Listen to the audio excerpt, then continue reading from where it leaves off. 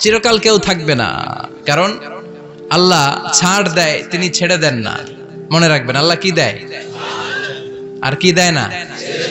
ফেরাউনরে কি দিছিল? ছাড় দিছে, ছেড়ে দিছে। নমরুদরে কি দিছে? ছাড় দিছে, ছেড়ে দিছে। এখনো দেখা যায় আল্লাহ অনেককে ছাড় দেয়, ঢিল দেয়, সুযোগ দেয়, কিন্তু আল্লাহ ছেড়ে দিবেন না। চিৎকার করে বলেন ঠিক কিনা। এজন্য সব সময় প্রশংসা করব কার? খাওয়ার সময় প্রশংসা কার? ঘুমানোর সময়, জিকির করার সময়, ঘুষ খাওয়ার সময়। ঘুষ খাওয়া যাবে? আর রাশি ওয়াল মুরতাশি কিলাহুমা ফিন্নার। ঘুষ যে দেয়, ঘুষ যে নেয়, উভয়ই জাহান্নামী। আল্লাহ ঘুষ থেকে আমাদেরকে বাঁচাও। বাংলাদেশে ঘুষ আছে না নাই? সরকারি অফিসগুলোতে শুধু নাই। আল্লাহ ঘুষ থেকে হেফাজত করো, যৌতুক থেকে হেফাজত করো, পর্নোগ্রাফি থেকে হেফাজত করো, হিন্দি সিনেমা থেকে হেফাজত করো, মারামারি কাটাকাটি থেকে তুমি আমাদেরকে হেফাজত করো। গোটা বাংলার জমিনে ঐক্য প্রতিষ্ঠা করার তৌফিক দাও। মদিনার সমাজ যেন আমাদের দেশে প্রতিষ্ঠিত হয়, আল্লাহ তুমি তৌফিক দাও। চিল্লায় পড়েন আমিন। এজন্য বিপদে আপদে মুমিন সব সময় প্রশংসা করে কার? আল্লাহর প্রশংসা করে শেষ করা যায়? যাবে? ওয়া ইন তাউদ্দু নি'মাতাল্লাহি লা তুহসুহা। আমার নেয়ামত যদি গুনতে শুরু করে দাও, গুনে শেষ করা যাবে না। আর নেয়ামতের প্রশংসা যদি করো, আমি নেয়ামত আরো বাড়িয়ে দেব। আর যদি প্রশংসা না করো, তাহলে জেনে রাখো আমার শাস্তি বড় কড়া। আমি সব সময় ধরি না, ধরলে সারি না। এজন্য সবসময় প্রশংসা করতে হবে কার? বিপদে আপদে সুখে দুঃখে আল্লাহর প্রশংসা। অভিযোগ কমিয়ে দেন, দেখবেন সুখে থাকবেন। এইটা নাই, ওইটা নাই, এইটা পাই নাই, ওইটা পাই নাই, জীবনে এইটা হই নাই রে, ওইটা পাইলাম না রে, এরকম অভিযোগ করে দেদারসে অনেক। এরকম লোক আছে না নাই? এরা অসুখী, এরা অসফল। সফল ব্যক্তিদের একটা গুণাবলী হচ্ছে এরা কমপ্লেইন করে কম। কমপ্লেইন করে কম, তারা শুকরিয়া করে বেশি। দে আর ভেরি গ্রেটফুল। তারা শুকরিয়া করে বেশি। এটা পাই নাই, ওইটা পাই নাই, এগুলো বলবেন না। কারণ আপনি যেটা পাইয়া খুশি না, অনেকে এইটা পাওয়ার জন্য সংগ্রাম করে যাচ্ছে। আপনি এখন যেই জায়গাটাতে আছেন, এই জায়গাটাতে পৌঁছা অনেকের স্বপ্ন। আপনি এটা পেয়ে খুশি না, কিন্তু আপনার জায়গায় পৌঁছার জন্য অনেকে স্ট্রাগল করে যাচ্ছে, সংগ্রাম করে যাচ্ছে। আপনি যেই পজিশনে আছেন, শুধু এই পজিশনে আসাটাই অনেকের স্বপ্ন। তো শুকরিয়া করবেন না কেন? এজন্য সব সময় আমাদের বেশি বেশি শুকরিয়া করতে হবে কার? রব্বুল আলামিন বলেন, কুল লাউ কানাল বাহরু মিদাদাল লিকালিমাতি রাব্বি লানাফিদাল বাহরু ক্বাবলা আন তানফাদা কালিমাতু রাব্বি ওয়ালাউ জিনা বিমিসলিহি মাদাদা। সাগরের জলকে কালি করে, গাছের পাতাকে খাতা করে, তোমার মহিমা লেখা শেষ হবে না, যদিও লিখি প্রভু জীবন ভরে। সাগরের জলকে কালি করে, গাছের পাতাকে খাতা করে, তোমার মহিমা লেখা শেষ হবে না, যদিও লিখি প্রভু জীবন ভরে। সাগরের জলকে কালি করে। চিল্লায় বলেন ঠিক কিনা। সব সাগর মহাসাগরের জল যদি কালি হয়ে যায়, কি উপমা দিলেন আল্লাহ। সব সাগরের পানি যদি কালি হয়ে যায়, সব গাছের পাতাও যদি খাতা হয়ে যায়, আর সাগরের জল নামক কালি দিয়ে গাছের পাতা নামক খাতার উপরে যদি আমি আল্লাহর প্রশংসা তোমরা লিখতে শুরু করে দাও, সাগরের জল শেষ হয়ে যাবে, গাছের সব পাতাগুলো ফুরিয়ে যাবে, আমি আল্লাহর প্রশংসা করে শেষ করা যাবে না। সুবহানাল্লাহ বাড়িতে যেয়ে বলবেন। সাগরের জল, চারটিখানে কথা। কয়টা সাগর দেখছেন আপনি? কয়টা সাগর ঘুরছেন? প্রশান্ত মহাসাগর দেখছেন আপনি? আটলান্টিক মহাসাগর দেখেছি আমরা? দেখি নাই। প্রশান্ত মহাসাগরের বিশ্বনবী বলতেন, ইন্না ফিল জাসাদি মুদগা, দেহে একটা গোশতের টুকরা আছে, ইযা সালুহাত সালুহাল জাসাদু কুল্লু, এই দেহের গোশতের টুকরা যদি ভালো হয়ে যায় পুরো দেহটারে ভালো করে দেয় কে? এই দেহের গোশতের টুকরাটা যদি পচে যায় পুরো দেহটারে নষ্ট করে দেয় কে? বিশ্ব নবী বললেন আলা ওয়াহিয়াল কলব, ওই টুকরাটার নাম হলো কলব। টুকরাটার নাম কি? এজন্য কলবের মধ্যে আল্লাহর জিকির বসাইতে হবে। কি বসাবেন? এজন্য আল্লাহ বললেন আলা বিযিক্রিল্লাহি তাতমাইন্নুল কুলুব। দুনিয়ার কোন জিনিস দিয়ে কলব ঠান্ডা হয় না, দুনিয়ার কোন জিনিস দিয়ে কলব পরিচ্ছন্ন হয় না। কলব শুধু পরিচ্ছন্ন হয় একটা জিনিস দিয়ে, লা ইলাহা ইল্লাল্লাহ। তাহলে কোরআনের একটা কলব আছে, আমাদের দেহে যেমনি কলব আছে, প্রতিটা প্রাণীর যেমনি কলব আছে, অন্তর আছে, কোরআনেরও কলব আছে না নাই? কোরআনের কলবের নাম চিল্লায় বলেন, কোরআনের কলবের নাম। আবার বিশ্বনবী বলতেন ইকরাউ আলা মাউতাকুম সূরাত ইয়াসিন, তোমাদের মুমূর্ষু ব্যক্তিদের সামনে বসে সূরাত ইয়াসিন তেলাওয়াত করো। রূহ চলে যাবে, মৃত্যুর একেবারে দ্বার প্রান্তে দাঁড়িয়ে এই মুহূর্তে তার পাশে বসে পড়তে আরম্ভ করেন ইয়াসিন ওয়াল কুরআনিল হাকীম ইন্নাকা লামিনাল মুরসালিনা আলা সিরাতিম মুস্তাকিম। ওই ব্যক্তির ঈমানের মৃত্যু দান করে দিবে কে? আল্লাহ। মৃত্যুর কষ্ট হালকা করে দিবে কে? আল্লাহ। আবার বিশ্বনবী বলতেন রাত্রিবেলা যে ব্যক্তি একবার সূরাত ইয়াসিন তেলাওয়াত করে ঘুমাতে যায়, সকালবেলা নিষ্পাপ অবস্থায় তারে ঘুম থেকে জাগাবে কে? আল্লাহ। তাহলে এই সূরার মর্যাদা কম কম না বেশি বেশি? কলবুল কোরআন, এটা কোরআনের কলব, একবার পড়লে 10 পড়ার সওয়াব। আবার মুমূর্ষু ব্যক্তির সামনে বসে সূরা ইয়াসিন তেলাওয়াত করতে বলা হয়েছে, তাহলে মৃত্যুর কষ্টরে হালকা করে দেয় কে? আল্লাহ। আবার রাত্রিবেলা সূরা ইয়াসিন তেলাওয়াত করলে সকালবেলায় নিষ্পাপ বানায় দেয় কে? আল্লাহ। মনে থাকবে? সূরা ইয়াসিন ছাড়াও এই সূরার অনেকগুলো নাম তাফসীর গ্রন্থে পাওয়া যায়। এই সূরার একটা নাম হচ্ছে সূরাতুল কাদিয়া, সূরাতুল কাদিয়া, তাকদি হাজাতা কারিইহা। যে এই সূরা তেলাওয়াত করে ওই তেলাওয়াতকারীর যে হাজত আছে, প্রয়োজন আছে, এই সূরার বরকতে আল্লাহ তার প্রয়োজন পূরণ করে দেয়। আমাদের জীবনে প্রয়োজন আছে না নাই? কার কাছে চাইবো? বিপদে পড়লে কারে বলবো? আমরা বিপদে পড়লে প্রথমে শেয়ার দেই ফেসবুকে, আগে শেয়ার দিব কার কাছে? মনে থাকবে? এজন্য বিশ্বনবী বলতেন এই সূরার নাম সূরাতুল কাদিয়া, মানুষের হাজত পূরণ করে দেয়। এই সূরা তেলাওয়াত করে যদি আপনি আল্লাহর কাছে কোনো বিপদ থেকে পানা চান অথবা কোনো প্রয়োজন নিয়ে দোয়া করেন, সূরার বরকতে প্রয়োজনটা পূর্ণ করে দেয় কে? আল্লাহ। কেউ যেটা পারে না পারে কে? আল্লাহ। কেউ যেটা দেয় না দেয় কে? আল্লাহ। কেউ যেটা শোনে না শোনে কে? আল্লাহ। তাহলে পেলাম সূরাতুল কাদিয়া। আরেকটা নাম আছে সূরার, সেটা হচ্ছে সূরাতুল আযীমা, সুমহান সূরা। কি সূরা? সুমহান, আযীমা। এই আযীম আর আযীমা এই শব্দ দুইটা অনেক দামি, আল্লাহ যে কোনো জায়গায় ব্যবহার করেন নাই। বিশ্বনবীর চরিত্রের উপমা দিতে যে আল্লাহ আযীম শব্দ বলেছেন, তাই না? রব্বুল আলামিন বলেন ওয়া ইন্নাকা লাআলা খুলুকিন আযীম। ও নবী, সাধারণ কোন চরিত্র আপনারে আমি দেই নাই, আপনারে আমি দিয়েছি আযীম একটা চরিত্র, খুলুকুন আযীম। And verily indeed you are on a very good standard of character. অসাধারণ চরিত্র দিয়েছি। বিশ্বনবীর চরিত্র বুঝাতে যে আল্লাহ কি শব্দ ব্যবহার করেছেন? কথা বলে না, তাফসীর শিখে যেতে হবে। কোন শব্দ ব্যবহার করেছেন? আযীম। আবার আল্লাহ নিজের পরিচয় দিতে যে আযীম বলেছেন, ওয়ালা ইয়াউদুহু হিফযুহুমা ওয়া হুয়াল আলিয়্যুল আযীম। সুবহানাল্লাহ। আকাশ জমিনের নিয়ন্ত্রণ করতে যে আল্লাহ কখনো ক্লান্ত হয় নাকি? কারণ তিনি হচ্ছেন আল আলিয়ুল আযীম। আল্লাহু আকবার। তার মানে নবীর চরিত্রের ক্ষেত্রে আযীম, আল্লাহর নিজের সত্তার ক্ষেত্রে আল্লাহ বললেন আযীম। আবার বললেন কিয়ামতের দিন গোটা পৃথিবীটারে আমি নাড়িয়ে দেব, গোটা পৃথিবীতে একটা আমি ভূমিকম্প দিব। এই কথাও কোরআনে আছে না নাই?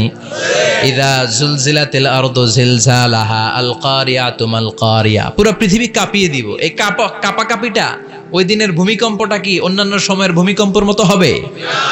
এই ভূমিকম্পকে আল্লাহ বলেছেন আযীম। ইন্না জালজালাতা সাআতি লা শাইউন আযীম।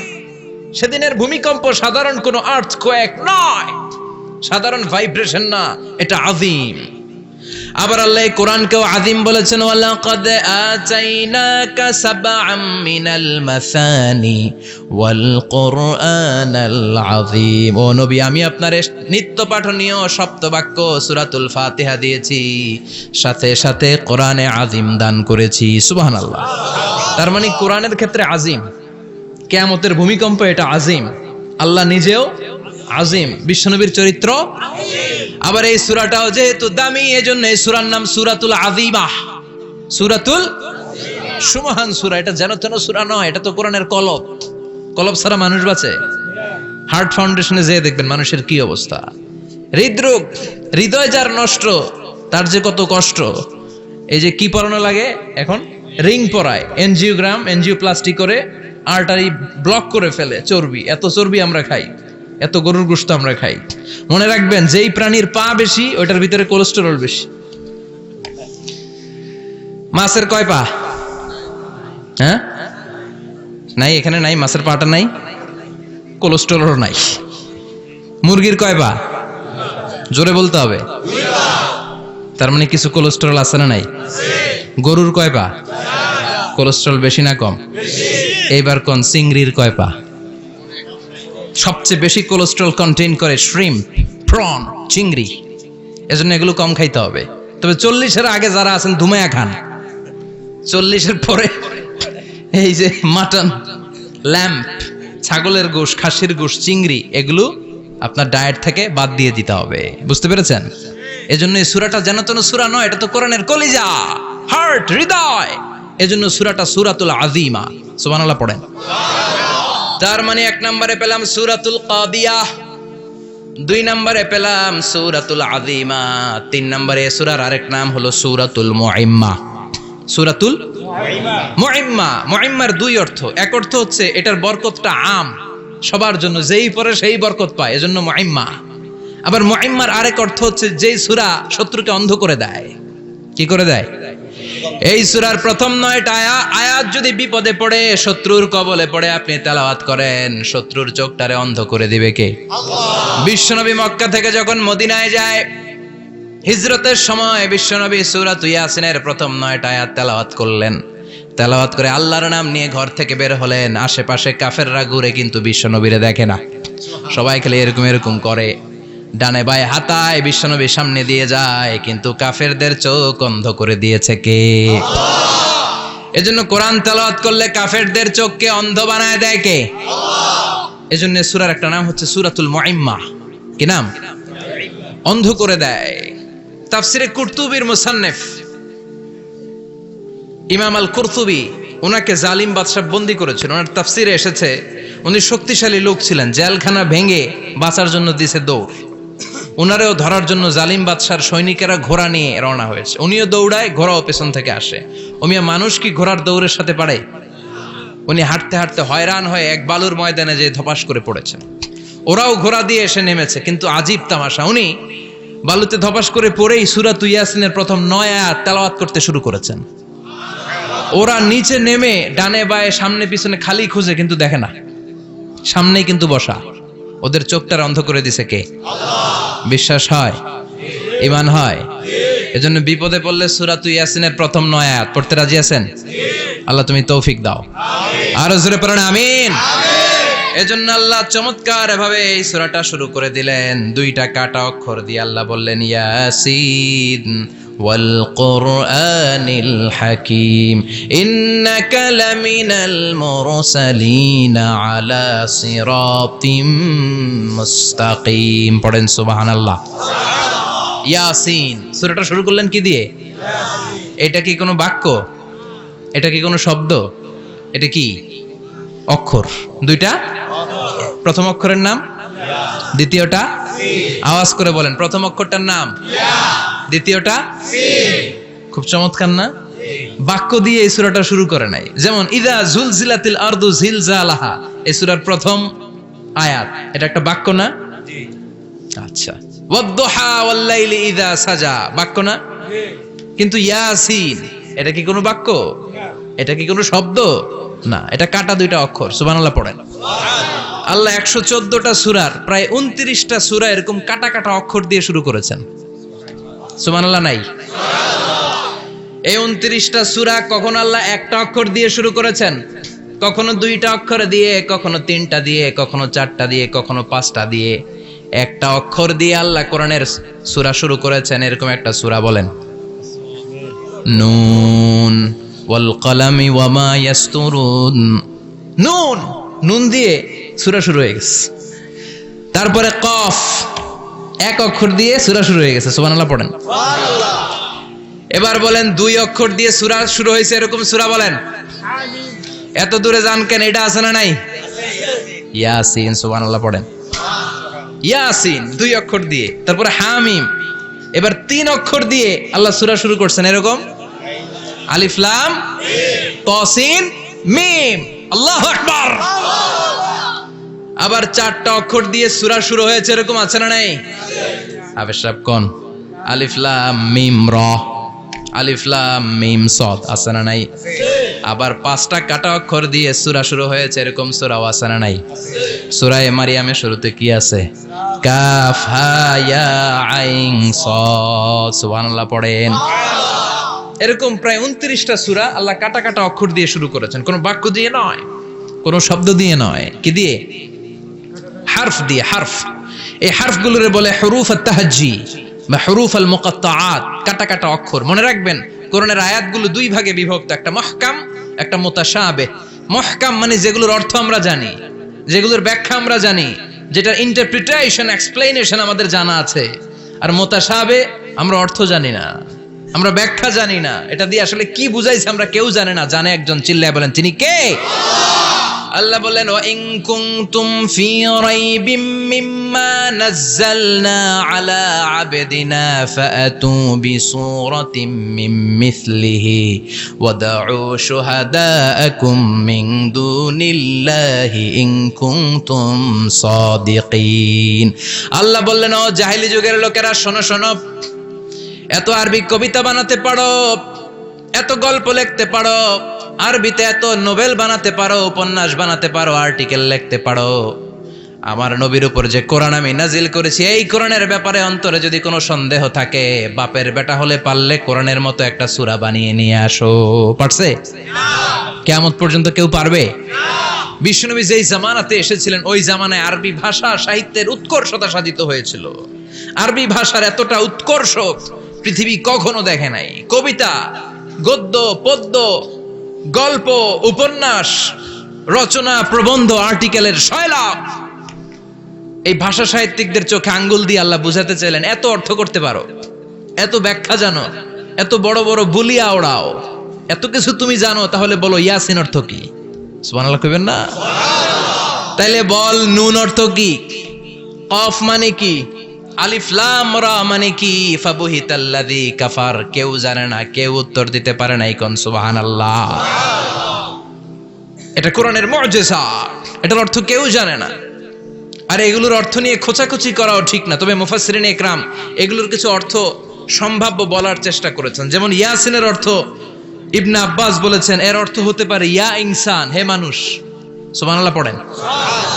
কেউ কেউ বলেছে এটার অর্থ হতে পারে ইয়া সাইয়্যিদ আল মুরসালিন। কেউ কেউ বলেছেন ইয়াসিন হতে পারে ইসমুল্লাহ, আল্লাহর নাম। কেউ বলেছেন এটা হতে পারে ইসমুন লিন নবী, বিশ্ব নবীর নাম। আবার কেউ কেউ বলেছেন ইয়াসিন হতে পারে এই কোরআনে কারিমের একটা নাম। কোন সুবহানাল্লাহ। এই সম্ভাব্য সব কথাগুলো বলে পৃথিবীর সব মুফাসসিররা বলতে বাধ্য হয়েছেন আল্লাহু আ'লামু বিমুরাদিহি বিহি। এটার দ্বারা আসল অর্থ যে কি এটা আমরা কেউ জানি না। জানে কে? আল্লাহ। চিৎকার করে বলতে হবে, জানে কে? আল্লাহ। তাহলে ইয়াসিন মানে আমরা জানি না। ইয়াসিনের অর্থ আমরা ছেড়ে দেব কার উপর? আল্লাহ। এরপর আল্লাহ বললেন ওয়াল কুরআনিল হাকীম। প্রজ্ঞাময়, বিজ্ঞানময় কোরআনের শপথ। ওয়াল কুরআনিল হাকীম, বিজ্ঞানময়, প্রজ্ঞাময় কোরআনের শপথ বা কসম। ওয়াল কুরআনিল হাকিমে যে ওয়া, এই ওয়াটারে আরবিতে বলে ওয়া আল কাসামিয়া। কি বলে? ওয়া আল কাসামিয়া। কসম কাটার জন্য আল্লাহ ওয়া ব্যবহার করেছেন। যত জায়গায় কোরআনে আল্লাহ কসম কেটেছেন, ওই কসমের শব্দটার আগে ওয়া আছে না নাই? ও মিয়া, কোরআনে আল্লাহ সময়ের শপথ করেছেন, কসম কেটেছেন, যুগের কসম কেটেছেন। যুগের সময়ের আরবি হলো আল আসর। এই আসরের আগে ওয়া আছে না নাই? কি বলছে আল্লাহ? ওয়াল আসর, ওয়াল। আবার 3 ফলের কসম আল্লাহ কোরআনে কেটেছেন, কি বলেছেন? ওয়াত-তিন, মানে 3-এর কসম। জাইতুনের কসম কেটেছেন, বলেছেন ওয়াজ-জাইতুন। তুর পাহাড়ের কসম কেটেছেন, বলেছেন ওয়াতুরে সিনিন। যত জায়গায় কসম তত জায়গায় ওয়াও আছে না নাই? পাহাড়ের নামে কসম কেটেছেন, আল্লাহ বলেছেন ওয়াতুর। সূর্যের নামে কসম কেটেছেন, আল্লাহ বলেছেন ওয়াশ-শামসি ওয়াদুহাহা। সুবহানাল্লাহ কইবেন না? ফজরের নামে কসম কেটেছেন, কি বলেছেন? ওয়াল ফাজর। জিলহজ মাসের প্রথম 10 রাতের কসম কেটেছেন, কি বলেছেন? ওয়াল লায়ালিন আশর। জোর আর বেজরের কসম কেটেছেন, আল্লাহ বলেছেন ওয়াশ-শাফঈ ওয়াল ওয়াতর। সূরা ইয়াসিনে কাটা কাটা 2টা অক্ষরের পরে রব্বুল আলামিন কোরআনের কসম কেটেছেন, এজন্য আল্লাহ বলেছেন ইয়াসিন ওয়াল কুরআনিল হাকীম। ইয়াসিন ওয়াল কুরআনিল হাকীম, প্রজ্ঞাময় বিজ্ঞানময় কোরআনের শপথ। কোরআনের মধ্যে বিজ্ঞান আছে না নাই? বেশি না কম? বিশ্বাস হয় না নাস্তিকদের কথা বিশ্বাস হয়? নাস্তিকরা বলে কোরআনের মধ্যে বিজ্ঞান নাই, কোরআনের মধ্যে সায়েন্স নাই, কোরআনের ভেতরে টেকনোলজি নাই। কিন্তু কোরআন বলে এমন কিছু নাই, মানুষের প্রয়োজনীয় এমন কিছু নাই যেটা আমার ভিতরে নাই। আল্লাহু আকবার। আল্লাহ বললেন মা ফাররাতনা ফিল কিতাবি মিন শাই, কিতাবের মধ্যে আমি কিছু বাদ রেখে দেই নাই। ইতিহাসের কথা বলেছি, পাতালপুরীর কথা বলেছি, ঊর্ধ্ব জগতের কথা বলেছি, মহাকাশের কথা বলেছি, cosmology, astrology, geology, zoology, botany, human anatomy, embryology, সব কিছুর কথা কোরআনের মধ্যে দিয়েছে কে? কোরআনের ভেতরে মানুষের কথা আছে না নাই? কোরআনের মধ্যে গাভীর কথা আছে না নাই? গাভীর কথাও আছে। কই আছে? হ্যাঁ, সূরাতুল গাভীর সূরা। সুবহানাল্লাহ কইবেন না? মানুষের কথা আছে সূরাতুল ইনসান, জিনদের কথা আছে সূরাতুল জিন, মাকড়সার কথা আছে সূরাতুল আনকাবুত, মৌমাছির কথা আছে সূরাতুন নাহাল। মৌমাছির কথা বলেছেন, দুধের কথা বলেছেন, প্রাণীর কথা বলেছেন, খাদ্যের কথা বলেছেন, মানুষের দেহ বৈশিষ্ট্যের কথাও বলেছেন। চিৎকার করে পড়েন আল্লাহু আকবার। আল্লাহ বললেন ওয়া আওহা রাব্বুকা ইলান নাহলি আনিত্তাখিযি মিনাল জিবালি বুয়ুতাও ওয়া মিনাশ শাজারি ওয়া মিম্মা ইয়ারিশুন। সুবহানাল্লাহ পড়েন। ওয়া আওহা রাব্বুকা ইলান নাহল, আল্লাহ মৌমাছির কাছে সিক্রেট মেসেজ পাঠিয়েছেন। সুবহানাল্লাহ পড়েন। ওহীকে আরবিতে বলে সিক্রেট মেসেজ। ওয়াল কুরআনিল হাকিম, বিজ্ঞানময় কোরআনের শপথ, প্রজ্ঞাময় কোরআনের শপথ। বিশ্বনবী বলেন লা তুহসা আজাইবুহু, কোরআনের আশ্চর্যান্বিতার কোনো শেষ নাই। ওয়ালা তাবলা গারাইবুহু, কোরআন কোনোদিন কারো কাছে পুরাতন মনে হয় না। ফিহি মাসাবিহুল হুদা, কোরআনের মধ্যে আছে হেদায়েতের মশাল। ওয়া মানারুল হিকমা, কোরআন হলো বিজ্ঞানের সুউচ্চ মিনার। লা তুহসা আজাইবুহু, কোরআনের আশ্চর্যান্বিতার শেষ নাই। যতই পড়বেন আপনি আশ্চর্য হয়ে যাবেন, যতই স্টাডি করবেন, যতই অধ্যয়ন করবেন, আপনার চোখকে খুলে দিবে কে? ওয়ালা তাবলা গারাইবুহু, কোরআন কখনো পুরাতন হয় না। পুরান হয় নাকি? যার বয়স 50 বছর ধরে নামাজি মানুষ, প্রতি নামাজের প্রত্যেক রাকাতে কোন সূরা পড়া লাগে? তো 50 বছর যদি কেউ নামাজি হয়, তাহলে কত লক্ষবার উনি সূরা ফাতিহা পড়ছে উনি নিজে জানে? তারপরেও কোনোদিন কি মনে হয়েছে সূরা ফাতিহাটা একটু পুরান পুরান লাগে? আজকে কুল হল্লা দিয়ে শুরু করুন, কথা বলেন। পুরান লাগছে কোনোদিন? এত পড়ছি এটা, আজকে আর এটা না, আজকে আর একটা, এরকম মনে হয়? ওয়ালা তাবলা গারাইবুহু, পুরান লাগে না। প্রতিদিন নতুন, প্রতিনিয়তই নতুন, অলওয়েজ নিউ, সব সময় নতুন। এজন্য বিশ্বনবী বললেন লা তুহসা আজাইবুহু, কোরআনের আশ্চর্যান্বিতার শেষ নাই। ওয়ালা তাবলা গারাইবুহু, কোরআন কখনো পুরাতন হয় না। ফিহি মাসাবিহুল হুদা, কোরআনের মধ্যে আছে হেদায়েতের মশাল। ওয়া মানারুল হিকমা, কোরআন হলো বিজ্ঞানের সুউচ্চ মিনার। সুবহানাল্লাহ। আল্লাহ বললেন ওয়া আওহা রাব্বুকা ইলান নাহল, আমি মৌমাছির কাছে মেসেজ দিলাম, সিক্রেট মেসেজ। আনিত্তাখিযি মিনাল জিবালি বুয়ুতা, তোমরা পাহাড়ের মধ্যে তোমাদের বাড়ি বানাও, মৌচাক বানাও। অমিনা সাজার, গাছের মগ ডালে, বড় বড় ডালে তোমরা বাসা বানাও। ওয়া মিম্মা ইয়ারিশুন, উঁচু উঁচু জায়গায় মৌচাক বানাও, যাতে করে গ্রামের ছোট্ট ছেলেরা ঢিল মারতে না পারে। কোন সুবহানাল্লাহ। মৌমাছির আল্লাহ শিখাই দিছে, নিচু জায়গায় কোনোদিন মৌমাছির বাসা দেখবেন? নিচু জায়গায় সহজে নাগাল পাওয়া যায়, ধরা যায়। কথা কন, ডাল বেয়ে মগ ডালে ওঠা লাগে মধু খাইতে চাইলে। চিল্লায় বলেন ঠিক কিনা? আল্লাহ সিক্রেট মেসেজ দিলেন আর বললেন আনিত্তাখিদি। আলেম যারা আছেন বলেন তো, ইত্তাখিদি এটা কি মুজাক্কারের সিগা না মুয়ান্নাসের সিগা? মুয়ান্নাস, মাশাআল্লাহ। এটা স্ত্রীবাচক শব্দ। আল্লাহ মৌমাছিকে যে মেসেজ করছে পুরুষ মৌমাছিরে কয় নাই, এটা নারী মৌমাছিরে কইছে। চিল্লা এখন সুবহানাল্লাহ। এখন গবেষণা করে দেখা গিয়েছে কার্ল ভন ফ্রিচ, একজন অস্ট্রিয়ান বিজ্ঞানী, উনি এটা নিয়ে গবেষণা করে 73 সালে 1973-তে নোবেল পেয়ে গেছে। এই আয়াতের উপর গবেষণা করে আল্লাহ কেমন করে সিক্রেট মেসেজ দিয়েছেন, কেমন করে মৌমাছি মৌচাকের বাসা বাঁধে, কেমন করে মধু আহরিত হয়, এটার উপর গবেষণা করে উনি একটা বই লিখেছেন, দ্য ডান্সিং বিজ। নেচে যাওয়া মৌমাছিগুলো, নাচতে নাচতে যেতে থাকা মৌমাছিগুলোর উপর একটা বই লিখে, দ্য ডান্সিং বিজ লিখে উনি নোবেল প্রাইজ পেয়েছেন এই মধুর উপরে। চিল্লায় পড়েন আল্লাহু আকবার। এখন কোরআনের আয়াত থেকে বোঝা গেল আনিত্তাখিদি মিনাল জিবালি বুয়ুতা। আল্লাহ নারী মৌমাছিকে বলেছেন মৌচাক বানাও, তোমাদের মধু রাখার জন্য বাসা বানাও। কার্ল ভন ফ্রিচ গবেষণা করে পেয়েছে মৌচাকের বাসা বানানো হয়, মধু আহরণ করা হয়। যেই মৌমাছিটা নেতৃত্ব দেয় এটা পুরুষ মৌমাছি নয়, এটা হলো মহিলা মৌমাছি। কোন সুবহানাল্লাহ। পুরো মৌচাকের মধ্যে মধু আহরণ, মধু নেওয়া, পুরো প্রসিডিউরটা সারার জন্য কোনো পুরুষ মৌমাছি লিডিং দেয় না, লিডিং দেয় একটা নারী মৌমাছি, স্ত্রী মৌমাছি। এজন্য ইত্তাখিদ, ম্যাসকুলিন জেন্ডার ইউজ না করে আল্লাহ বলেছেন ইত্তাখিদি। নারী মৌমাছিকে আল্লাহ অ্যাড্রেস করে বলেছেন যাও মৌচাক বানাও আর এটার মধ্যে মধু আহরণ করো। চিল্লায় পড়েন আল্লাহু আকবার। আল্লাহ বললেন ইত্তাখিদি মিনাল জিবালি বুয়ুতা, পাহাড়ের মধ্যে ঘর বানাও, মিনাস সাজার গাছের বড় ডালের মধ্যে ঘর বানাও, ওয়া মিম্মা ইয়ারিশুন উঁচু উঁচু জায়গায় ঘর বানাও। উনি গবেষণা পেয়েছেন এই মধুর মধ্যে অসাধারণ কিছু ন্যাচারাল অ্যান্টিসেপটিক আছে। কি আছে? Natural antiseptic. এটার নাম হচ্ছে প্রপিলিস। প্রপিলিস নামে একটা লিকুইড পাওয়া যায় মৌচাকের মধ্যে। এটা কাটা জায়গায় লাগা দিলে স্যাভলন ডেটল কিছু লাগানো লাগবে না। ওই প্রপিলিসের কারণে আপনার কাটা জায়গা এমনি শুকায় যাবে। সুবহানাল্লাহ পড়েন।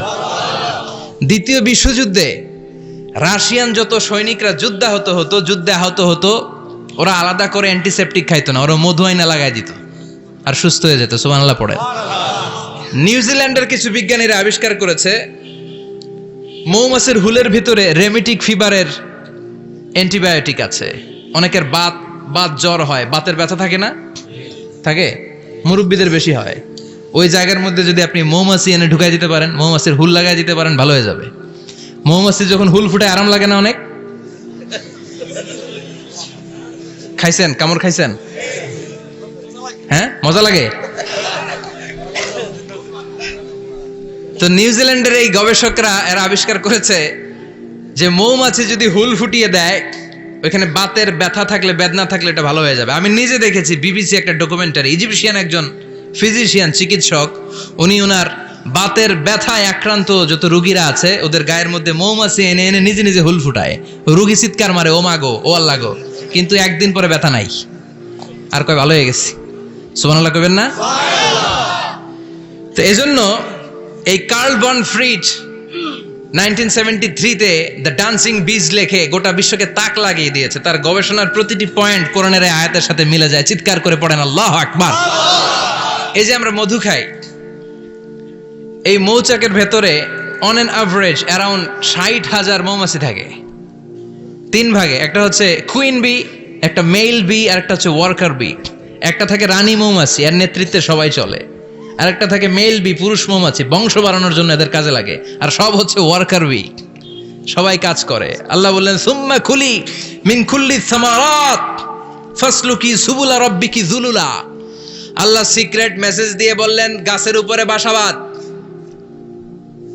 পাহাড়ের উপরে মৌচাকের বাসাবাদ, উঁচু উঁচু জায়গায় তোমরা তোমাদের বাসা বাঁধো। সুম্মা কুলি মিন কুল্লি সামারাত, এরপর এলাকার যত মিষ্টি মিষ্টি ফুল আছে, ফল আছে, ওখান থেকে রস নিয়ে আসো। সুবহানাল্লাহ। পুষ্প রস সংগ্রহ করে মধুগুলো, এটার বলে sweet nectar. They collect the sweet nectar from the flowers. এবং মধুর মধ্যে এত চমৎকার জিনিস থাকার কারণ হচ্ছে মৌমাছিগুলো ওই এলাকার সব ধরনের ফুল, ভালো ভালো সুগন্ধযুক্ত ফুল ফল থেকে রস নিয়ে আসে। তো ওই গাছগুলোর মধ্যে বনাজি গাছ আছে না নাই? ঔষধি গাছ আছে না নাই? এজন্য মধুরে বলা হয় সব রোগের ঔষধ। যত বনাজি ঔষধি গাছের নির্যাস আর পুষ্পরস আছে সব আল্লাহ মধুর ভিতরে ঢুকায়া মধুকে আল্লাহ ন্যাচারাল ভ্যাকসিন বানিয়ে দিয়েছেন। চিল্লায়ে পড়েন আল্লাহু আকবার। আল্লাহ বললেন সুম্মা কুলি মিন কুল্লিস সামারাত, সব ফল আর ফুল থেকে এই নেকটার পুষ্পরস নিয়ে আসো। ফাসলুকি সুবুলা রাব্বিকি যুলুলা, যেমন যেমন গিয়েছিলা পথ চিনায় আবার ফিরে আসো। ইয়াখরুজু মিন বুতুনিহা শারাব, এরপর তাদের পেট থেকে বের হয় শারাব। মুখতালিফুন আলওয়ানু, এক একটা মধুর কালার হয়ে যায় এক এক রকম। কোন সুবহানাল্লাহ। সরষে ফুলের মধু একটু সাদা সাদা হয় না? আমি হচ্ছি মধু খাওয়ার পোক। আমি দেশে বিদেশে যেখানে গিয়েছি ফ্রেশ হানি আমি অনেক খুঁজেছি। ইয়ামানি একটা মধু পাওয়া যায়, ইয়ামানের সাওয়াহিলি এলাকায়, পাহাড়ি এলাকায়, একেবারে কুচকুচে কালো। আবার অনেক মধু আছে কিছুটা খয়েরি এবং হলুদ বর্ণের, কিন্তু সরষে ফুলের যে মধুটা এটা অনেকটা সাদা। এই পুষ্পরস নিয়ে মৌমাছিগুলো মৌচাকের মধ্যে ঢেলে দেয় না, এগুলো খেয়ে ফেলে। প্রত্যেকটা মৌমাছির পেটের ভেতরে আল্লাহ 2টা করে স্টোমাক দিয়েছে, পাকস্থলী। সুবহানাল্লাহ পড়ে। এটাই কার্ল ভন ফ্রিচ দ্য ডান্সিং বিজ বইয়ের মধ্যে লিখেছে গবেষণায়, যে 2টা পাকস্থলী। একটা পাকস্থলী দিয়ে মৌমাছি খায়, নিজে খেয়ে বাঁচে, আর একটা পাকস্থলী দিয়ে এই ফ্লাওয়ার নেকটার পুষ্পরস সংগ্রহ করে ওই পাকস্থলীতে রাখে। ওই পাকস্থলীর ভেতরে আল্লাহ একটা ন্যাচারাল এনজাইম দিয়েছেন, ওই এনজাইমের সাথে ওই পুষ্পরসটা মিক্সড হয়। তারপরে আরেকটা টিউব আছে, ওই টিউব দিয়ে মৌমাছি যে সেই বাসার মধ্যে মৌমাছি যে সেখানে সাপ্লাই করে দিয়ে আসে, মধু ঢুকিয়ে দিয়ে আসে। চিল্লায় পড়েন সুবহানাল্লাহ। তার মানে বিষয়টা এমন না ফুলের রস নিয়ে মৌচাকের দিয়ে আসলো, ফুলের রস সে নেয়, তার স্পেশাল একটা স্টোমাকের মধ্যে ঢুকায়, সেখানে এনজাইম দিয়ে পাচক রস দিয়ে আল্লাহ এটাকে সমৃদ্ধ করে দেয়। তারপর আলাদা একটা নল দিয়ে টিউব দিয়ে মৌচাকের ভেতরে ঢুকিয়ে দেয়। কোন সুবহানাল্লাহ। কি অসাধারণ পদ্ধতিতে আল্লাহ মধু বানালেন। আর কি সুন্দর মধু হাতের মধ্যে লয়া জিব্বা দিয়া চাটে আর গান গায়, মধু হই হই বিষাবাইলা। আছে না নাই? আল্লাহ শুকরিয়া নাই? মধু খায় আর গান গায়, মধু হই হই বিষাবাইলা, অনহারণে ভালোবাসার দাম নদিলা। আছে না নাই? ডাকাইত। এই মধু খেয়ে শুকরিয়া করতে হবে কার? চিৎকার করে বলেন শুকরিয়া করতে হবে কার? আল্লাহ বললেন ইয়াখরুজু মিন বুতুনিহা, এটা মধু সরাসরি চলে আসে না, ওর পেট থেকে বের হয়। মুখতালিফুন আলওয়ানুহু, বিভিন্ন রঙের মধু। আছে না নাই? ব্ল্যাক কালারের মধু হয়, হোয়াইট হানি হয়, অর্গানিক হানি হয়, ক্রিমড হানি হয়। কত ধরনের মধু যে আল্লাহ পৃথিবীতে রেখেছে তার ইয়ত্তা নাই। এরপর আল্লাহ বললেন ফিহি শিফাউন লিন্নাস, মধুর ভিতরে শিফা দিয়েছে কে? এজন্য বিশ্বনবীর খাদ্য তালিকার মধ্যে মধু আছে না নাই? বিশ্বনবী সুগন্ধযুক্ত ওয়ালা মধু খেতেন, দুর্গন্ধযুক্ত ওয়ালা কোনো মধু মুখে নিতেন না। সুবহানাল্লাহ। বিশ্বনবীর জামানায় মাগাফির নামে একটা মধু ছিল, দুর্গন্ধযুক্ত, এটা কখনো বিশ্বনবী মুখে নিতে চাইতেন না। সুগন্ধযুক্ত মধু সবসময় বিশ্বনবী খেতেন। বিশ্বনবীর স্ত্রীরা এই সুগন্ধিযুক্ত মধু বোতলের মধ্যে প্রিজার্ভ করে রাখতেন বিশ্বনবীকে দেওয়ার জন্য। বিশ্বনবী প্রাণ ভরে এগুলো পান করতেন। সুবহানাল্লাহ। বিশ্বনবী যে সমস্ত খাদ্যগুলো পছন্দ করতেন হাদিসে এসেছে, বিশ্বনবী রুটি খেতেন, খেজুর খেতেন, খেজুর, খেজুর চিনেন? বালাহ, তামার, দুধ খেতেন, এই মধু খেতেন, জব খেতেন, বার্লি খেতেন, লাউ খেতেন, রুম্মান, ডালিম ফল, আনার ফল, আনার চিনেন? আনার, এই আনার খেতে পছন্দ করতেন বিশ্বনবী। মাশরুম খেতেন, মাশরুম, মাশরুম চিনেন? ব্যাঙ্গের ছাতার মতো। রেস্টুরেন্টে ইদানিং মাশরুমের স্যুপ পাওয়া যায়, এটা খাবেন। যাদের চোখের জ্যোতিতে সমস্যা, দৃষ্টিতে সমস্যা, খাবেন। হাদিসে এসেছে আল কামআতু মিনাল মান ওয়া মাউহা শিফাউন লিল আইন। মাশরুম হলো মান্না সালোয়ার মতো খাবার। মাশরুমের স্যুপ যারা খাবে, চোখের জ্যোতি যাদের কম, তাদের চোখের জ্যোতি বাড়িয়ে দিবে কে? বুখারীর বর্ণনা, কানা রাসূলুল্লাহ ইউহিব্বুল হালাওয়া ওয়াল আসাল, বিশ্বনবী মিষ্টান্ন খেতে বড্ড পছন্দ করতেন। আবার বিশ্বনবী বেশি বেশি মধু খেতে পছন্দ করতেন। সুবহানাল্লাহ। কোরআনে 2টা জিনিসের ক্ষেত্রে আল্লাহ শিফা যোগ করেছেন, যে 2টা জিনিসের সাথে সম্পৃক্ত হলে শিফা। এক হচ্ছে কোরআন পড়লে শিফা, অনুনাজ্জিলু মিনাল কোরআনি মা হুয়া শিফা। আবার কোরআনে এই আয়াতের ক্ষেত্রে বলা হয়েছে শিফা ফিহি শিফাউন লিন্নাস। এজন্য সাইয়েদানা ইবনে মাসউদ এই উম্মাকে উদ্দেশ্য করে বলেছেন আলাইকুম বিশিফাইন, তোমাদের উচিত দুইটা জিনিস থেকে শেফা নেয়া। এক হলো কোরআন, দুই হলো আসাল মানে মধু। কোন সুবহানাল্লাহ। কোরআন তেলাওয়াত করলে অসুস্থরে সুস্থ করে দেয় কে? সূরা ফাতিহা তেলাওয়াত করলে অসুস্থকে সুস্থ বানিয়ে দেয় কে? আবার মধু খেলে সুস্থ বানিয়ে দেয় কে? মধু খেয়ে প্রশংসা করবেন কার? নাকি মধু হই হই বিষাবাইলা বলবেন এগুলো কখনো? খাঁটি মধু খেতে হবে। খাঁটি মধু চিনার উপায় হচ্ছে এটাতে পিঁপড়া জমে না, এটা ফ্রিজে রাখলে জমাট বাঁধে না, এটাতে দুর্গন্ধ হয় না। এক গ্লাস পানির মধ্যে এক ড্রপ মধু ছেলে দিলে এটা পানির সাথে না মিশে একেবারে নিচে চলে যায়। খাঁটি মধু খেতে হবে। তাহলে ফিহি শিফাউন লিন্নাস, কত কিছু দিয়ে যে আল্লাহ এটাকে সমৃদ্ধ করেছেন। এটার মধ্যে গ্লুকোজ আছে, এটার মধ্যে সুক্রোজ আছে, ফ্রুক্টোজ আছে, প্রোটিন আছে, মিনারেলস আছে, ক্যালসিয়াম আছে, ভিটামিন আছে। খাইলেই শরীর গরম হয়ে যায়। সুবহানাল্লাহ। এজন্য শীতকালে বেশি বেশি খাবেন, জাম্পাল লাগবে না। শীতকালে মধু খেয়ে রাত্রে বেলায় বের হবেন, আর মাফলার পেঁচিয়ে বের হওয়া লাগবে না। সুবহানাল্লাহ পড়েন। তার মানে আল্লাহ বললেন ইয়াসিন ওয়াল কোরআনিল হাকিম, প্রজ্ঞাময় বিজ্ঞানময় কোরআনের কসম। এরপরে আল্লাহ বললেন গোলাম ওয়া ইন্নালাকুম ফিল আনআমি লাইবরা, প্রাণীকুলের দিকে নজর করে তাকাও। প্রাণীকুলের মধ্যে আমি তোমাদের জন্য নিদর্শন রেখেছি। নুসকিকুম মিম্মা ফি বুতুনিহি, এই প্রাণীকুলের পেট থেকে একটা চমৎকার জিনিস আমি বের করে দেই, এটার নাম হচ্ছে দুধ। এটা কি? দেখেন, একই আয়াতের মধ্যে আল্লাহ মধুর কথাও বললেন, আবার দুধের কথাও বললেন। দুধটা কিভাবে হয়, উৎপন্ন হয়, মধু কেমনে হয়, ইঞ্চি ইঞ্চি কথা এই কোরআনের ভেতরে তুলে ধরলেন কে?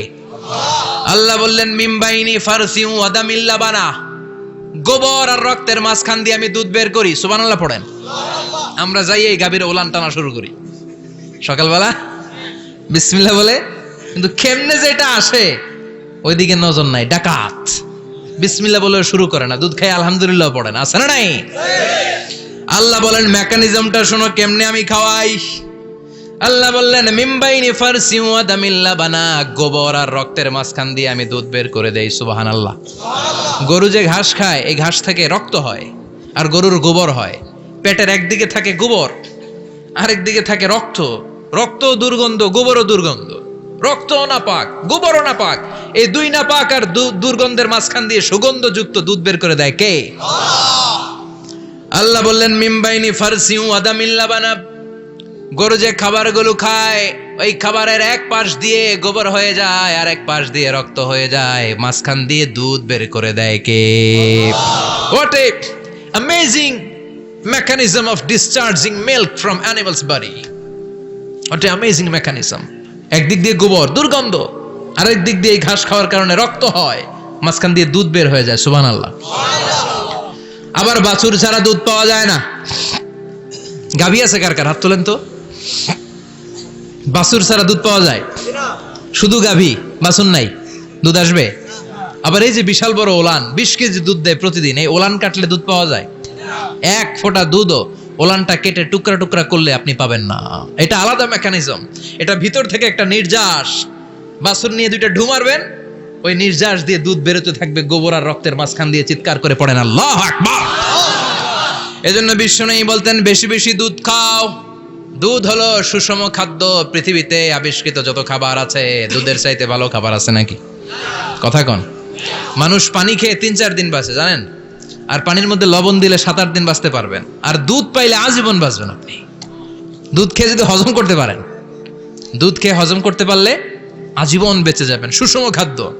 বিশ্বনবী যে রাতে মেরাজে যাবেন, সিদরাতুল মুনতাহা পার হওয়ার পরে বিশ্বনবীর পরীক্ষা শুরু হলো। বিশ্বনবীকে বুখারীর বর্ণনা 3টা গ্লাস দেয়া হলো। কাদাহ ফিহি লাবান, এক গ্লাসের মধ্যে দুধ ছিল, ওয়া কাদাহ ফিহি আসাল, আর এক গ্লাসের মধ্যে ছিল মধু, আর এক গ্লাসের মধ্যে ছিল মদ। কাদাহুন ফিহি খামার। বিশ্বনবীকে 3টা গ্লাস দিয়ে বলা হলো নবী চুজ করেন কোনটা নেবেন। এক গ্লাসে মধু, আর এক গ্লাসে দুধ, আর এক গ্লাসের মধ্যে বিশ্বনবীকে দেয়া হলো মদ। বিশ্বনবী বললেন যে এই গ্লাসের ভেতরে দুধ আছে, আমি ওই পেয়ালাটা নিলাম। সাইয়েদনা জিবরাইল বললেন ইয়া রাসূলুল্লাহ আখাস্তাল ফিতরা, আপনি যেমন নিছেনও তেমন। সুবহানাল্লাহ কইবেন না? বিশ্বনবী দুধ খেতে পছন্দ করতেন। আর বিশ্বনবী বলতেন আলাইকুম বি আলবানিল বাকার, বেশি বেশি গরুর দুধ খাবা। ফা ইন্নাহা তুরাম্মু মিনাল আশজার, কেননা এটা সবুজ লতা পাতা ঘাস পাতার নির্যাস। গরু কি খায়? ঘাস খায় না? এই ঘাসের নির্যাস হচ্ছে দুধ। বিশ্বনবী বলতেন বেশি বেশি দুধ খাবা। ফিহি শিফা, এর মধ্যে শিফা আছে। ফি লাবানিহা শিফা ও লুহমিহা দা, গরুর দুধে আছে শিফা, গরুর গোশতের মধ্যে আছে রোগ। সুবহানাল্লাহ কোন। কত বড় ফিলোসোফার বিশ্বনবী। বিশ্বনবী বলে গিয়েছেন গরুর দুধ বেশি খাও কিন্তু গোশ বেশি খাইও না। আর আমরা গরুর গোশ পাইলে কোপায় ফেলাই। সাদা ভাত আর ঝাল গরুর মাংস যদি হয়, ওই যে অনেকের জিহ্বায় পানি চলে আসছে। সুবহানাল্লাহ কইবেন না? বিশ্বনবী বলতেন দুধ খাও, গোশ খাইও কম। গরুর গোশত কম খাবা, গরুর দুধ বেশি খাবা। সুস্থ রাখবে কে? আল্লাহ। আবার বিশ্বনবী মায়েদেরকে বলেছেন, ও মায়েরা, সন্তান হওয়ার পরে 2 বছর দুধ খাওয়াবা। আল্লাহু আকবার। ওয়াল ওয়ালিদাতু ইউরদি'না আওলাদাহুন্না হাওলাইনি কামিলাইনি লিমান আরাদা আন ইউতিম্মার রাদা'a। সন্তান যারা পেয়েছো মায়েরা, বোনেরা, 2 বছর দুধ খাওয়া সন্তানদের সুস্থ রাখবে কে? আল্লাহ। বাচ্চা ডেলিভারির পরপরই আল্লাহ তাআলা মায়ের বুকে একটা দুধ দেয়, এটাকে বলে শাল দুধ। এটা হচ্ছে বাচ্চার জীবনের প্রথম প্রাকৃতিক টিকা। সুবহানাল্লাহ কয় না? এটা বেবির জীবনে ন্যাচারাল প্রাকৃতিক টিকা, প্রতিষেধক আল্লাহ দিয়ে দিয়েছে। আপনার বাচ্চাকে টিকা দিন, স্লোগান আছে না? 5টা 7টা টিকা দেওয়া লাগে। প্রথম টিকাটা আল্লাহ নিজেই ফ্রি দিয়ে দিছে। এটা শাল দুধের ভেতরে পাওয়া যায়। এজন্য বাচ্চাকে শাল দুধ খাওয়াতে হবে। তার ব্রেনের গ্রোথ হবে, সে শক্তিশালী হবে, সে দেশপ্রেমিক হবে, সে আল্লাহওয়ালা হবে। চিল্লা এখন ঠিক কিনা? যে মায়েরা বাচ্চারে দুধ খাওয়ায় ওই বাচ্চারা মায়েরে ভালোবাসে বেশি। আর যেই মা গুলো বাচ্চারে দুধ না খাওয়ায় আর ডানু খাওয়ায়, আর কি কি আছে? হরলিক্স আর সিরালেক, কমপ্লেট। যারা এগুলো খাওয়াবে ডানু খাওয়াবে, যারা ল্যাকটোজেন খাওয়ায়, যারা বুকের দুধ খাওয়াতে চায় না কোনো কারণ ছাড়া, 2 বছর বাচ্চারে দুধ দিতে চায় না, এই বাচ্চাগুলো বড় হলে ওই মারে বৃদ্ধাশ্রমে দিয়ে আসবে। কথা কন, কথা কন। এজন্য মায়েরা, বোনেরা, সন্তান হলেই তাকে বুকের দুধ দিয়ে আল্লাহর পক্ষ থেকে যে টিকাটা, এই টিকাটা পেটের ভেতরে ঢুকায় দিতে হবে। চিল্লা এখন ঠিক কিনা? এটা হচ্ছে ন্যাচারাল টিকা। এজন্য আল্লাহ বললেন ইয়াসিন ওয়াল কোরআনিল হাকিম। ইয়াসিন, বিজ্ঞানময় কোরআনের শপথ। কোরআনের মধ্যে বিজ্ঞান আছে না নাই? অভাব নাই। কয়টা শুনবেন? আল্লাহ কসমোলজির কথা বলেছে, অ্যাস্ট্রোলজি কথা। কসমোলজি হচ্ছে সৃষ্টি তত্ত্ব। কসমোলজি কি? সবাই বলেন কসমোলজি কি? আল্লাহ বললেন আওয়ালাম ইয়ারাল্লাযীনা কাফারু আন্নাস সামাওয়াতি ওয়াল আরদা কানাতা রাতকান ফাফাতাকনাহুমা। কাফেররা কি দেখে না মহাবিশ্বের সব কিছু একসাথে মিলে ঝিলে ছিল, বিশাল এক বিস্ফোরণের মাধ্যমে আমি মহাবিশ্ব তৈরি করেছি। সুবহানাল্লাহ। আদিতে, শুরুতে কিন্তু সব আকাশ, বাতাস, জমিন, চন্দ্র, সূর্য, নক্ষত্র, গ্রহ, নীহারিকা পুঞ্জ, গ্যালাক্সি, ব্ল্যাক হোল, সবকিছু মিলেমিশে একসাথে ছিল। এটার ঘনত্ব ছিল খুব বেশি। মহাবিশ্বের সবকিছু ছিল একটা বিন্দু। এটাকে বিজ্ঞানীরা নাম দিয়েছে দ্য সিঙ্গুলারিটি, মহা একত্ব। এরপর একটা প্রচন্ড বিস্ফোরণের মধ্য দিয়ে মহাবিশ্ব সৃষ্টি হয়েছে। এটার ওরা নাম দিয়েছে বিগ ব্যাং থিওরি। কি নাম? স্টিফেন হকিং সবচেয়ে বড় পদার্থবিজ্ঞানী ছিল। সে একটা বই লিখেছে, from the brief history of time, a brief history of time from big bang two black hole.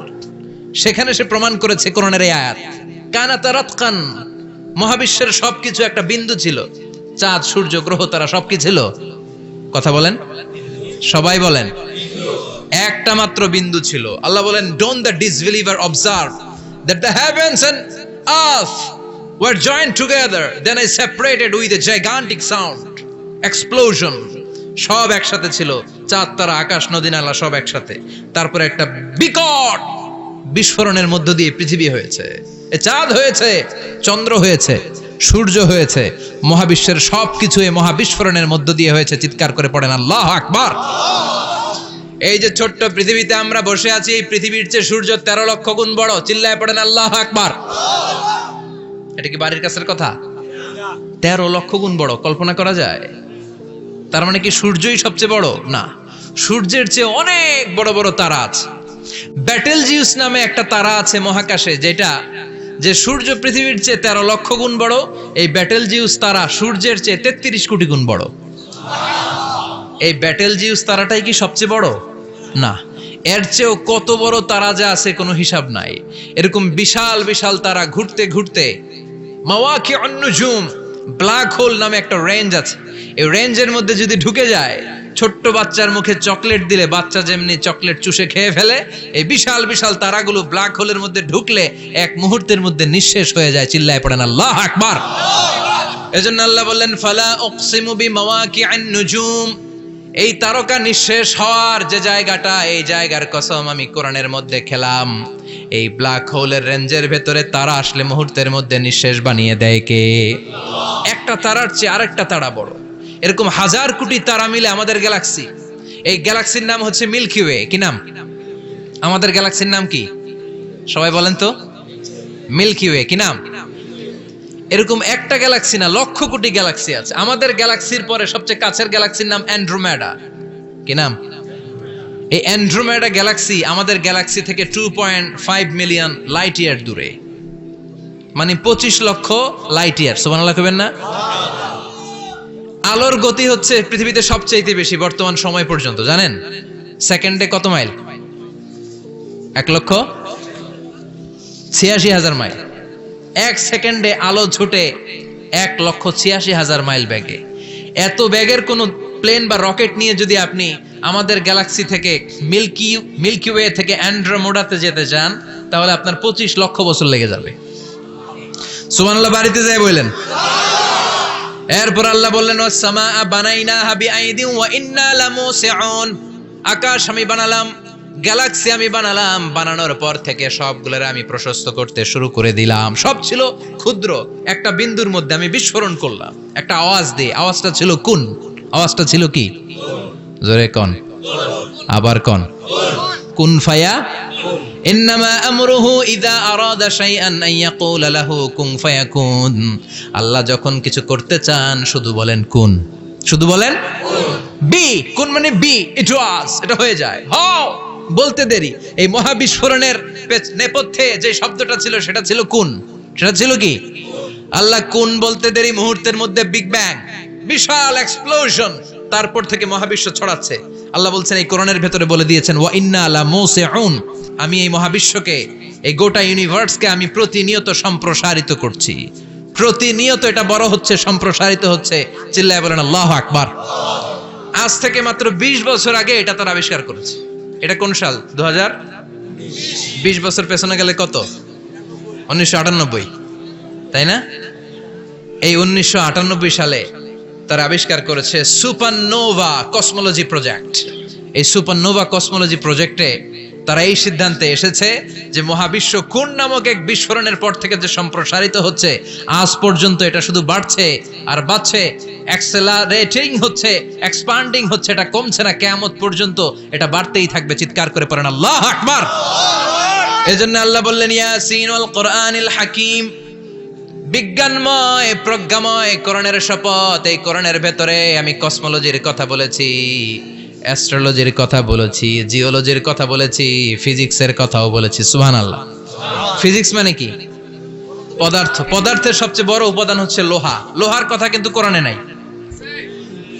আছে? কই আছে? হ্যাঁ, সূরাতুল হাদিদ, লোহার নামে একটা সূরা দিয়েছে আল্লাহ কোরআনে। সুবহানাল্লাহ পড়বেন না?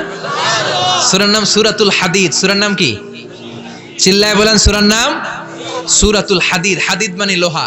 আল্লাহ বললেন ওয়া আনজালনাল হাদিদা ফীহি বাসুন শাদীদ।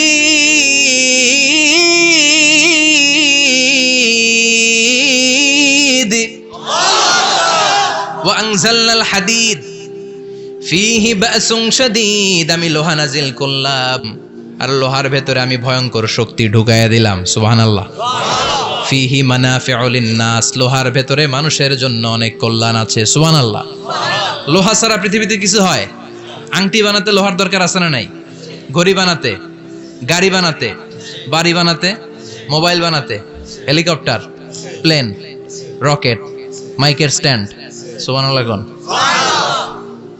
এমন কোন জিনিস নাই যেটার মধ্যে লোহা লাগে না। এজন্য আল্লাহ বললেন এই লোহার নামে আমি একটা সূরা ডেডিকেট করলাম, ওয়া আনজালনাল হাদিদ ফিহি বাসুন শাদীদ।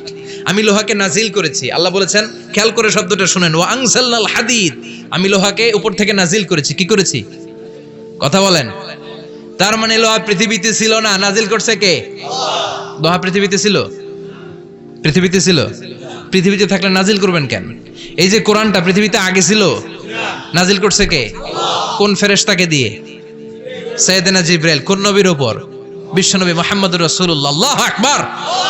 তার মানে ওহি পৃথিবীতে ছিল না, আল্লাহ উপর থেকে নাজিল করেছেন। নুজুল মানে উপর থেকে নিচের দিকে আসা। এই নুজুল শব্দ ব্যবহার করে আল্লাহ বললেন, ওয়া আনজালনাল হাদিদ, লোহাকে আমি নাজিল করেছি। তার মানে লোহা পৃথিবীর উপাদান নয়, লোহা এসেছে উপর থেকে। কোন সুবহানাল্লাহ। বিজ্ঞানীরা, পদার্থবিদরা গবেষণা করে এটাই পেয়েছেন, লোহা আসলে পৃথিবীর না। লোহা পৃথিবীতে উৎপাদন করা হয় নাই। লোহার যে মলিকিউল, অণু আছে, লোহার একটা অণু তৈরি করার মতো ক্ষমতা পৃথিবীর নাই। ইভেন এই সৌরজগতের কোনো কিছু নাই, সূর্যের তাপেও লোহা তৈরি হতে পারে। লোহার ছোট্ট একটা অণু তৈরি করতে কমপক্ষে 1 কোটি ডিগ্রি সেলসিয়াস তাপের প্রয়োজন হয়। তার মানে এটা পৃথিবীর কোনো উপাদান নয়, এটা আনজালনাল হাদিদ। আল্লাহ বলেন, মহাবিস্ফোরণের কারণে গলিত অন্য কোনো তারার ভেতর থেকে লোহার উপাদান আমি পৃথিবীর ভেতরে এনে ঢুকিয়ে দিয়েছি। তার মানে পদার্থের কথা কোরআনে আছে না নাই? সুবহানাল্লাহ কইবেন না? এরপরে বায়োলজির কথা আছে না নাই? বায়োলজিক্যাল অ্যাসপেক্ট অফ মাউন্টেইনস, কেমন করে পাহাড়ি রেঞ্জ তৈরি হলো, আছে না নাই? ওয়াজআলনাল জিবালা আওতাদা, পাহাড়কে আমি পেরেক মেরে দিয়েছি। ওমিয়া কাঠের ভেতরে যখন পেরেক মারেন, পেরেকের বেশিরভাগ অংশ কাঠের ভেতরে ঢুকে যায়, উপরে দেখা যায় সামান্য, ঠিক কিনা? তো লোহা যদি আল্লাহ পেরেক মারেন, উপরে যা দেখা যায় এটা সামান্য, আসল পাহাড় তো মাটির নিচে। সুবহানাল্লাহ কইবেন না? আসল পাহাড় কোথায়? পেরেক যদি কাঠের মধ্যে ঢুকিয়ে দেন, পুরো পেরেকটা কাঠে ঢুকে যায় না, উপরে দেখা যায় কদ্দুর?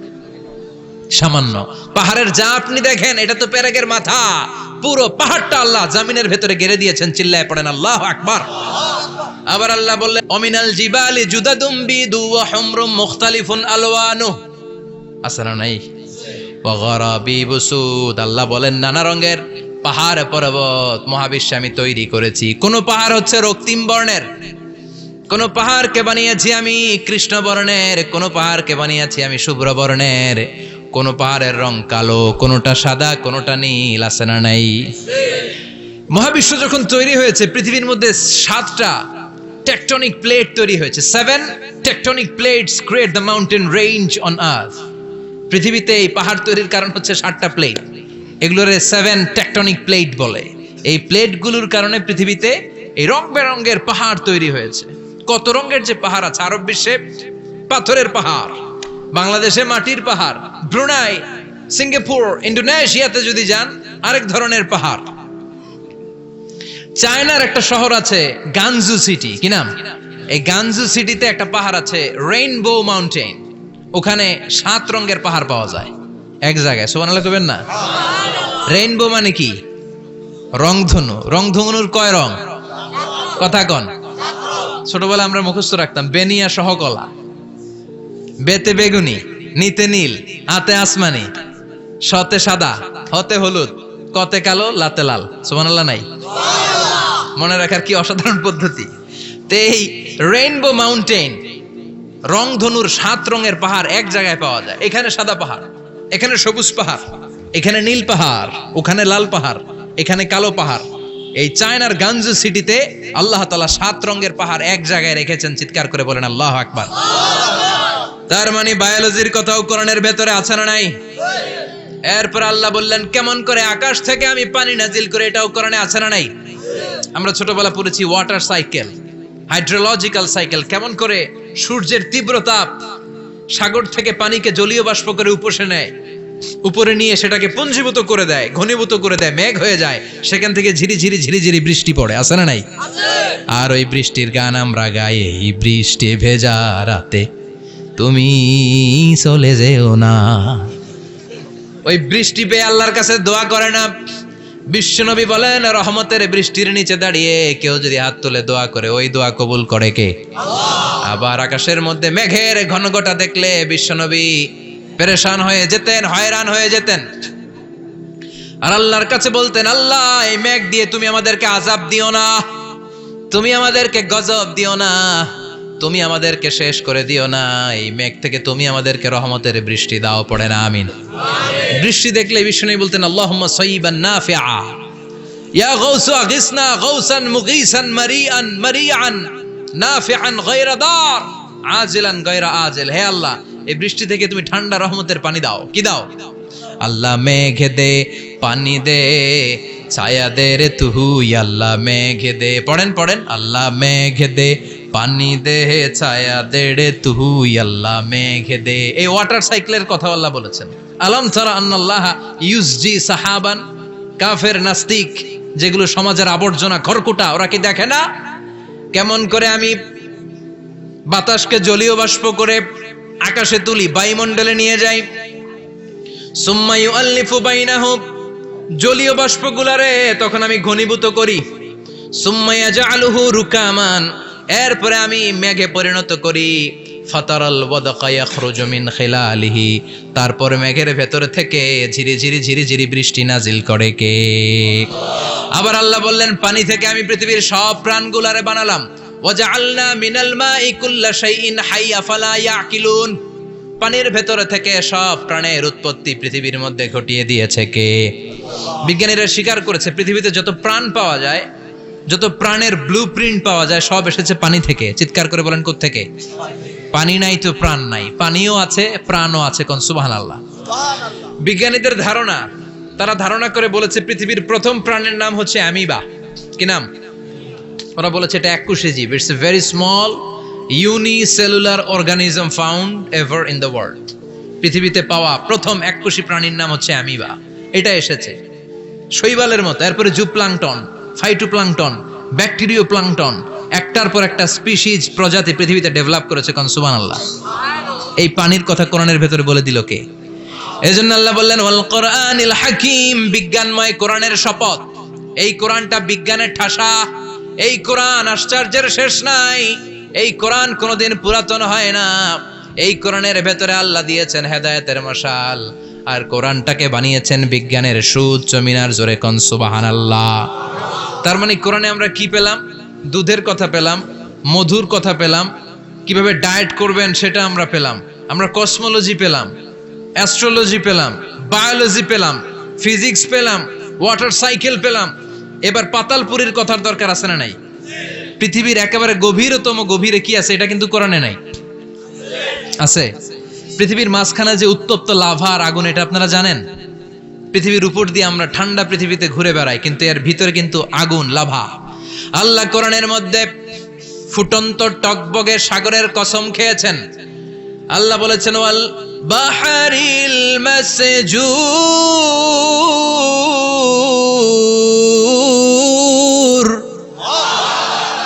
আমি কোরআনের ভেতরে ফুটন্ত টকবগে সাগরের পানির কসম খেলাম, পড়েন সুবহানাল্লাহ। সাগরের পানির ফুটন্ত টকবগে সাগরের পানির কসম।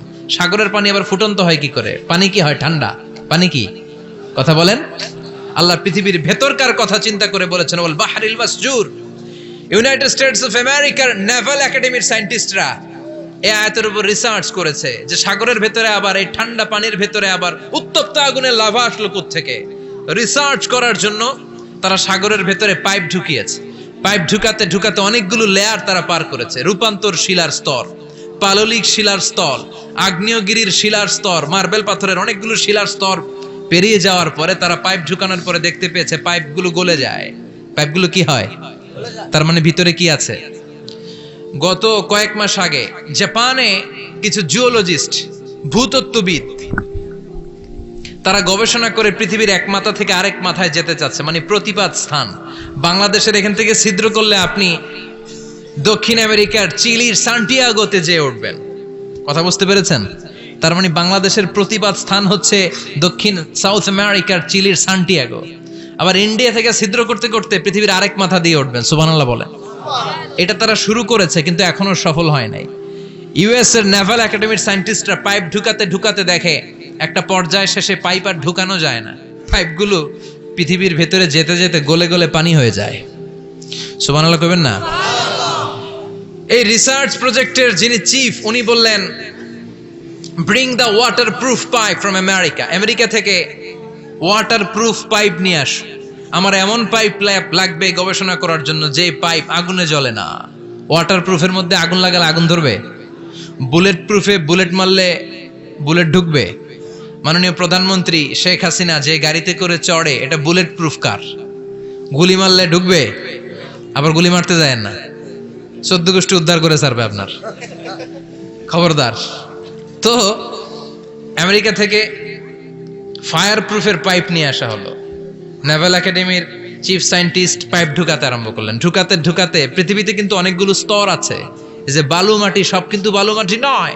আপনি খুঁড়তে খুঁড়তে পেয়ে যাবেন পাললিক শিলা, এরপরে রূপান্তরিত শিলা, এরপরে মার্বেল পাথরের শিলা, এরপরে শুরু হবে গরম আগ্নেয়গিরির শিলা। ওই শিলার ভেতরে এমন আগুন আল্লাহ রেখেছে, নেভাল একাডেমির সায়েন্টিস্টরা ফায়ার প্রুফের পাইপ ঢুকাতে ঢুকাতে একটা লেভেল যাওয়ার পরে দেখে যে ফায়ার প্রুফের পাইপও গলে গলে মুহূর্তে পানি হয়ে যায়। তার মানে ভেতরে এমন আগুন আল্লাহ রেখেছে, ওই আগুনের তুলনায় পৃথিবীর আগুনের মতো নয়। ওই আগুনটাই জাহান্নামের আগুন। আবার বিজ্ঞানীরা গবেষণা করে ওই আগুনের মধ্যে মানুষের চিৎকার শুনেছে। এজন্য হাদিসে এসেছে, আল্লাহর ওলিরা, মুমিন বান্দারা মারা গেলে তাদের রূহগুলো আকাশে চলে যায়, ইল্লিনে চলে যায়। আর কাফের মুশরিক আর নাস্তিক গুলো মারা গেলে তাদের আত্মাগুলো পৃথিবীর মাঝখানে সিজ্জিনে চলে যায়। ওই সিজ্জিনের ভেতরে আগুন আছে না নাই? চিল্লায় বলেন। তার মানে পাতালপুরীর কথাও আছে, সাগরের কথাও আছে, আকাশের কথাও আছে। কেমন করে দুনিয়াতে আমরা আসলাম সেটাও আছে। এমব্রায়োলজি, ভ্রূণ তত্ত্বের কথা কোরআনে আছে না নাই?